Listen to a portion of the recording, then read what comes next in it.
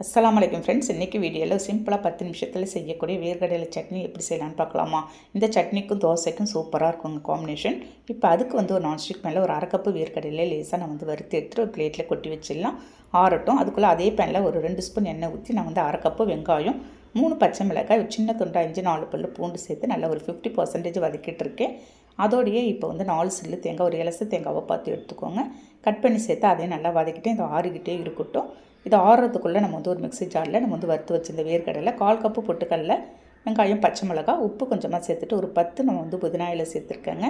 ஃப்ரெஷ்ஷாக சேர்த்து இந்த மாதிரி அரைச்சிக்கோங்க. ரொம்ப திக்காகவும் இல்லாத, ரொம்ப தண்ணியாகவும் இல்லாத, இந்த அளவுக்கு நீங்கள் கன்சிஸ்டன்சி எடுத்திங்கன்னா உங்களுக்கு சூப்பராக இருக்குங்க. ஃபைனலாக ஒரு சின்னதாக தாளிப்பு தான். எண்ணெய் ஊற்றி கடுகு பருப்பு, காஞ்ச மிளகாய் மட்டும் போட்டு தாளிச்சிட்டு இந்த சட்னிக்கு இன்றைக்கி ஒரு கீ ரோஸ்ட்டும் நான் ரெடி பண்ணியிருக்கேன். அவ்வளோ சூப்பரான டேஸ்ட்டில் இருக்குங்க.